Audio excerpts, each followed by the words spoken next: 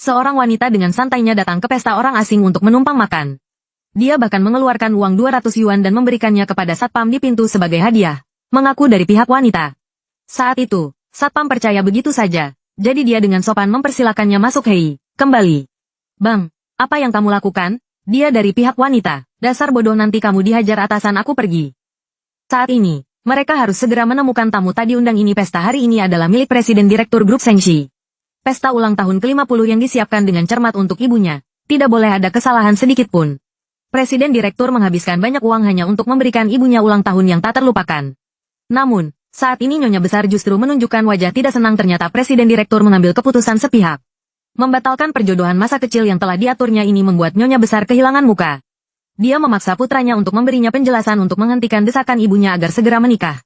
Presiden Direktur langsung menarik asistennya dan mengaku kalau dia menyukai pria. Namun, Nyonya Besar bisa langsung melihat akal-akalannya. Meminta mereka berdua untuk berciuman di tempat dia yakin. Dua pria dewasa tidak mungkin di depan umum. Melakukan hal memalukan seperti itu, siapa sangka. Si asisten nekat demi menjilat atasannya. Tanpa pikir panjang, dia langsung memanyunkan bibirnya. Presiden Direktur langsung terpana tapi demi membatalkan pertunangan, dia terpaksa maju. Saat itulah, wanita yang menumpang makan tadi dengan penasaran mengangkat ponselnya dan merekam adegan ini. Cium-cium. Keduanya langsung terkejut tapi setelah melihat penampilan wanita itu yang kampungan, sebuah ide langsung muncul di benak Presiden Direktur. Dia langsung menarik wanita itu. Berbohong kalau wanita itu adalah pacar barunya. Nyonya Besar mengamati wanita itu dengan saksama. Merasa wajahnya tidak asing lalu dia mengeluarkan ponselnya dan baru menyadari. Wanita itu adalah gadis yang dijodohkan dengan putranya sejak kecil. Nyonya Besar pun memutuskan untuk mengikuti permainannya. Langsung menyetujui pernikahan ini. Wanita itu tampak kebingungan, baru saja mau menjelaskan. Tapi langsung dihentikan oleh Presiden Direktur. Kemudian menariknya ke samping dengan sombongnya. Dia langsung mentransfer 5 juta. Wanita itu melihat uang sebanyak itu. Sikapnya langsung berubah 180 derajat. Suamiku saat ini, si munafik yang diam-diam menyukai Presdir, kebetulan mendengar percakapan mereka. Dia pun bersiap untuk memberitahu Nyonya Besar yang sebenarnya tapi baru saja dia mau bicara. Tiba-tiba wanita itu memasangkan karung goni dari belakang. Melihatnya masih belum diam. Wanita itu mengambil botol anggur dan ingin memukulnya sampai pingsan. Presdir tidak menyangka wanita ini begitu ganas. Tapi meski begitu, si munafik itu tetap tidak takut. Setelah bangun, dia tetap mengadu pada Nyonya Besar. Namun Nyonya Besar pura-pura tidak mendengar. Wanita itu langsung memanfaatkan kesempatan ini untuk berterima kasih. Terima kasih, Ma. Apa yang terjadi? Bukankah Nyonya Besar selama ini menjodohkan Presdirgu dengan Nona Su? Kenapa bisa begitu baik pada wanita ini? Terima kasih untuk apa? Sebentar lagi kita jadi keluarga. Kapan kalian akan menikah? Sekarang ayo, siapa sangka. Wanita itu langsung menyeret Presiden Direktur ke kantor catatan sipil. Pak, minta 2 akta nikah. Petugas di sana pun dibuat bingung olehnya.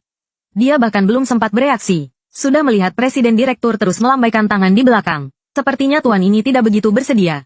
Hei! Pernikahan ini harus terjadi. Aku sudah dihamili olehnya. Kalau tidak percaya, tanya saja dia. Begitulah. Keduanya akhirnya berhasil mendapatkan akta nikah. Saat itu, wanita itu dengan penasaran bertanya pada Presiden Direktur. Kenapa dia begitu membenci Nona sulung keluarga Su? Ternyata mereka sejak kecil adalah musuh bebuyutan. Nona Su selalu memaksanya mengerjakan PR. Bahkan setiap kali makan di luar selalu memesan banyak sekali makanan. Dan menyuruhnya yang membayar. Yang lebih parah lagi, saat ada pertemuan orang tua murid, dia menyuruhnya untuk berpura-pura menjadi. Kalau begitu, kamu cukup muda. Ya, dia tidak muda. Dia itu pendek. Dia cebol. Presiden Direktur pun menjadi bahan tertawaan. Dia bersumpah dalam hati, tidak akan pernah berurusan lagi dengan Nona keluarga Su. Namun, takdir mereka sudah lama terikat. Dia tidak akan pernah menyangka. Wanita yang baru saja menikah dengannya ini adalah Nona sulung Su selama bertahun-tahun ini. Dia belajar memasak di kuil Shaolin setelah lebih dari 10 tahun berlatih keras. Saat ini dia akhirnya menjadi seorang master chef yang bisa menyembuhkan anoreksia hari itu, setelah lulus dan turun gunung.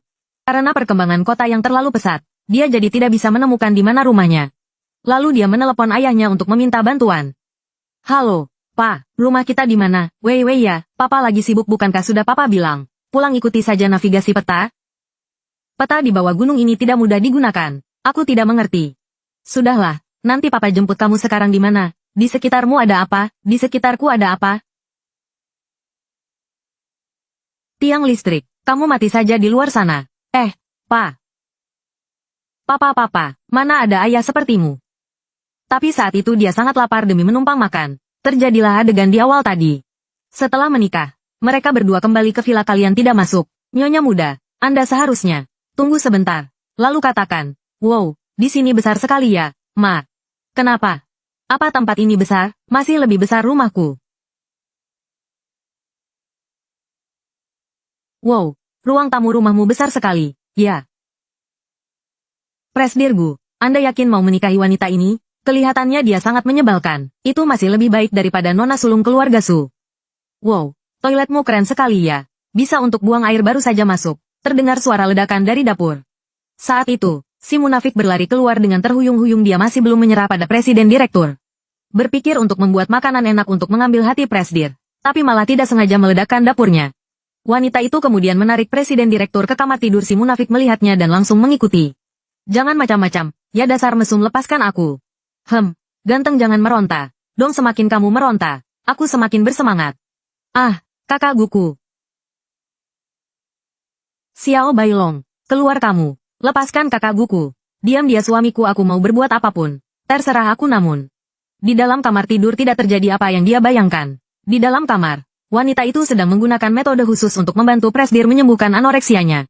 Terlihat dia mengikat presiden direktur dengan seutas tali. Sementara dia sendiri berdiri di samping sambil membawa semangkuk mie instan. Apa yang mau kamu lakukan? Tentu saja menyembuhkan anoreksiamu. Apa? Lepaskan aku. Ku beritahu padamu. Anoreksia tidak disembuhkan seperti ini. Bawa pergi mie instan ini, jangan main-main. Nanti sore aku harus menjadi juri di kompetisi memasak. Aku beritahu kamu. Ya, ini bukan mie biasa. Ini dibuat secara rahasia oleh tuan mie tanpa aroma yang diimpor dari negara M. Dibuat dengan kaldu tulang wagyu Australia. Enak sekali. Lokak. Bukankah di kemasannya tertulis mie seafood? Iya, anggap saja begitu. Adik perempuanmu yang baik itu sudah meledakkan dapur. Jadi aku hanya bisa memasakkan mie instan untukmu. Ku beritahu kamu, aku tidak akan melepaskanmu. Masih berani memejamkan mata?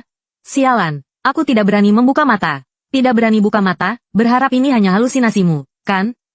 Aduh, sudahlah, lupakan saja. Masih mau main-main terus? Kapan selesainya? Gulan, buka pintunya. Wah, gawat. Itu nyonya keluarga Su. Sebentar lagi kamu ikuti saja. Hei, apa yang kamu lakukan? Sadarlah, kamu tidak akan mau tahu yang sebenarnya. Hah, kebenaran apa? Apa yang kamu bicarakan? Buka pintunya. Besan, tolong dengarkan penjelasan saya. Gulan, kamu benar-benar tidak sabaran. Ya, siang bolong begini sudah tidak tahan. Aduh, hancurlah, sudah tidak apa-apa. Bukan seperti yang Anda pikirkan. Jangan bicara lagi. Aku bahkan belum membuat perhitungan denganmu. Kalau bukan karena keluarga Gu kalian setuju beraliansi, keluarga suku tidak akan menginvestasikan ratusan miliar untuk kalian. Sekarang kalian mengingkari janji. Kalau begitu, kembalikan investasi ratusan miliar itu. Baik. Tunggu setelah Anda selesai. Baru pertimbangkan apa keluarga Gu kami perlu mengembalikan uangnya atau tidak. Bahkan kalau Anda tidak menyuruh, saya juga akan selesai duluan. Come on. Xiao Wei. Hah, apa?